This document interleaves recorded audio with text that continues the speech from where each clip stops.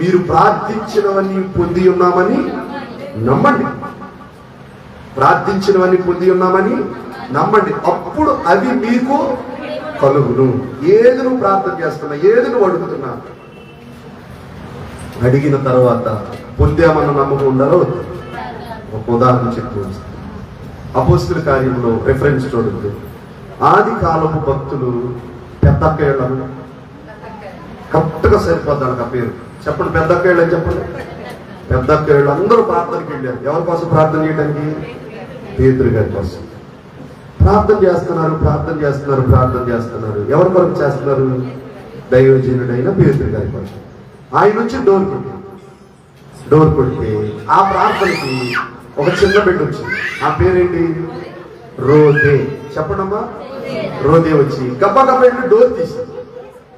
ఈ senior most పెద్ద అంటున్నారు, ఏంటి తలుపు కాడికి వెళ్ళావేంటి నువ్వు?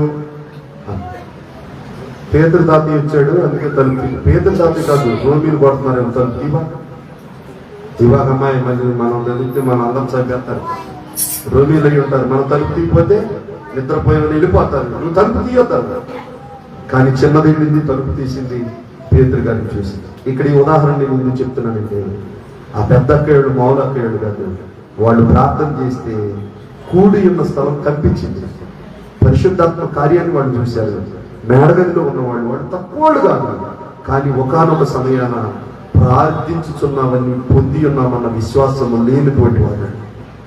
అందుకని యేసే చెప్పాడు, మీరు చిన్నపిల్లల వంటి విశ్వాసము గలవారైతే చాలు. మన పిల్లలు అడుగుతారు, చాక్లెట్ తీసుకురా డాడీ అంటే. మనం ఏదో పనిలో మర్చిపెట్టాము. వీడు తెచ్చాడన్న నమ్మకం, చాక్లెట్ ఏది అంటే గట్టిగా నమ్మేశాడు మా డాడీ తెస్తే. మనం కూడా మన ప్రభువుని చిన్న పిల్లలు నమ్మినట్టు నమ్మాలి. మన ప్రభువుని మనం ఎలా నమ్మాలండి? చెప్పండమ్మా, ఎలా నమ్మాలి? చిన్న పిల్లలు నమ్మినట్టు నమ్మాలి. నువ్వు ఏదైతే ప్రార్థిస్తున్నావు, నువ్వు ఏదైతే అడుగుతున్నావో అది నీవు పొంది ఉన్నావని నువ్వు నమ్మితే నీ కార్యం జరుగుతుంది. ఒకవేళ కొంతమంది గంటలు ప్రార్థన చేస్తారు. గంటలు ప్రార్థన చేసే వారిని బట్టి ప్రభువు నేను ఎంతో స్తుతిస్తున్నాను. గంటలు ప్రార్థన చేసిన దానికి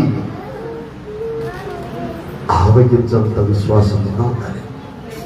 ఎంత విశ్వాసంగా ఉండాలండి? ఆవగించంత విశ్వాసం. కొండలను పెకిలించేంత విశ్వాసం ఉండాలి. అసలు ప్రార్థన చేయకపోతే కూడా కార్యాలు జరగవు.